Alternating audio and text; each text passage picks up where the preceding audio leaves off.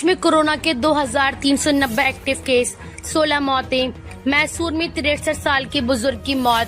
केरल, महाराष्ट्र में 60% मामले। देश भर में कोरोना वायरस के एक्टिव केसों की संख्या 2390 पहुंच गई है। केरल में सबसे ज्यादा 727 मामले हैं। महाराष्ट्र एक्टिव केसेस के मामले में दूसरे नंबर पर है। शुक्रवार को राज्य में 84 नए केस सामने आए हैं। यहाँ अब तक 681 मरीज हैं। देश के 60% एक्टिव केस इन्हीं दो राज्यों में हैं। कर्नाटक के मैसूर में शुक्रवार को 63 साल के एक बुजुर्ग की मौत हो गई। राज्य में कोरोना से यह तीसरी मौत है।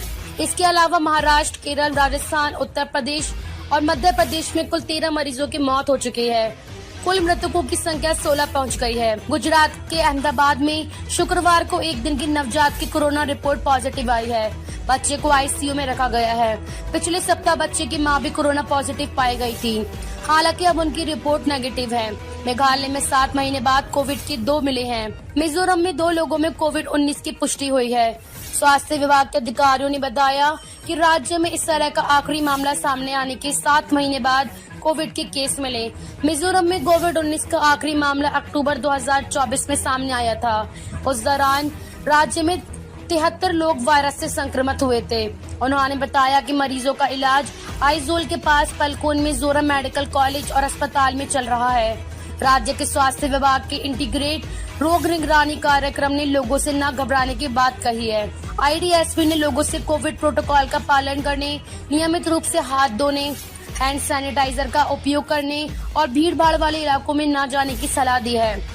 महाराष्ट्र सरकार ने बताया कि शुक्रवार को कोविड के 84 नए मामले सामने आए, जबकि मुंबई में जनवरी 2025 से अब तक कुल 681 केस मिले हैं। जनवरी से अब तक राज्य में 9,592 कोविड-19 टेस्ट किए गए। वहीं जम्मू कश्मीर में गुरुवार को कोविड-19 के 2 मामले सामने आए थे।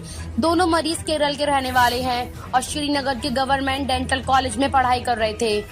भारत के कई राज्यों में कोविड-19 के मामलों में बढ़ोतरी के बीच देश में 4 नए वेरिएंट मिले हैं। आईसीएमआर के डायरेक्टर डॉक्टर राजीव बहल ने बताया कि दक्षिण और पश्चिमी भारत से जिन वेरिएंट की सीक्वेंसिंग की गई है वे LF.7, XFG, JN.1 और NB.1.8.1 सीरीज के हैं। बाकी जगहों से नमूने लेकर सीक्वेंसिंग की जा रही है ताकि नई वेरिएंट की जांच की जा सके। मामले बहुत गंभीर नहीं है और लोगों को चिंता नहीं करनी चाहिए, बस सतर्क रहना चाहिए। वर्ल्ड हेल्थ ऑर्गेनाइजेशन ने भी इन्हें चिंताजनक नहीं माना है। हालांकि निगरानी में रखे गए वेरिएंट के रूप में कैटेगराइज किया गया है। चीन सहित एशिया के दूसरे देशों में कोविड के बढ़ते मामलों में यही वेरिएंट दिख रहा है। NB.1.8.8 के A435S